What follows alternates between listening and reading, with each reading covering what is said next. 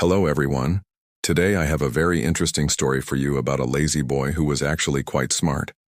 By the end of this story, we'll learn how a lazy person can find the motivation to work harder and overcome their laziness. But that's not all. While we listen to the story, we will also learn some new words and how to form sentences with them. This will help us practice English in a fun and easy way, so please stay with us until the end.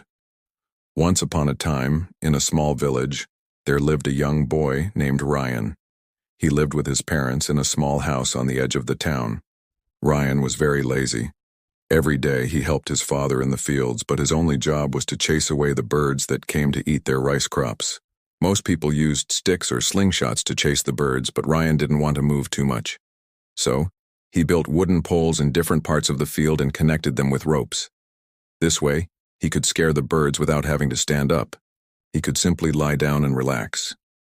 His father was a bit worried about his laziness and thought, if I get sick, how will Ryan take care of everything? But since Ryan always finished his work, his father never got angry. One summer, during a dry season, his father got very sick, and Ryan had to take care of the whole field by himself. He tried, but he wasn't used to hard work. After a few weeks, the crops started to die because they weren't getting enough water, and Ryan couldn't save them alone. That night, Ryan sat outside under the stars, feeling useless and disappointed. He thought, why didn't I ever try harder?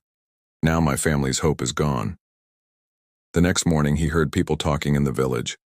Ryan went to see what was happening. A soldier was announcing a big competition at the king's palace. The winner would get a chest of gold.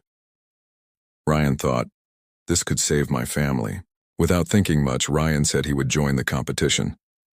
The villagers laughed. They thought, how can someone as lazy as Ryan win against strong people from all over the kingdom? But Ryan didn't care. He had 3 days to reach the palace, so he left early.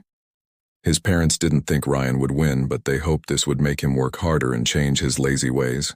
After 3 days, the competition started. All the participants were gathered near a big lake. Many of them were strong and fit, which made Ryan nervous. How can I beat these people? He thought. Then, the rules were announced. They had to cross the lake, and the first 3 people to finish would go to the next round. The countdown started. 3, 2, 1, go. Everyone jumped into the lake and started swimming, but Ryan stayed behind. He thought, there's no way I can win if I just swim. Suddenly, Ryan had an idea. He ran into the nearby forest, found some broken branches, and made a small raft. He used another piece of wood as a paddle. Ryan thought, this is a race to cross the lake, not a swimming race. I may not be strong, but I can be smart. As the others got tired from swimming, Ryan paddled across the lake slowly but surely. He passed many of them. In the end, Ryan finished third and qualified for the next round. 2 other participants, who were very strong, also made it. The next day, the final competition began. Each contestant was given a big wooden block. The task was to push the block 1 kilometer to the finish line. Behind them were many tools they could choose from to help them, but they could only pick one. The first contestant quickly grabbed a rope and started pulling the block. The second contestant took a piece of wood to use as a lever to move his block. Ryan, however, didn't rush.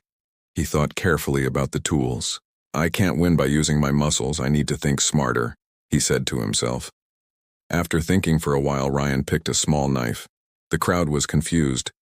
How could a knife help him move such a big block?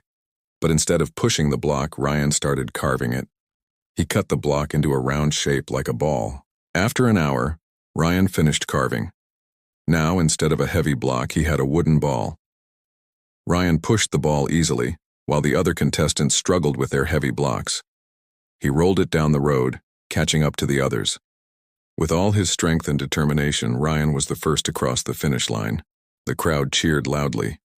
No one had expected the lazy boy to win. This story shows us that lazy people can be smart, but to achieve something great, they need a big reason, like Ryan's love for his family.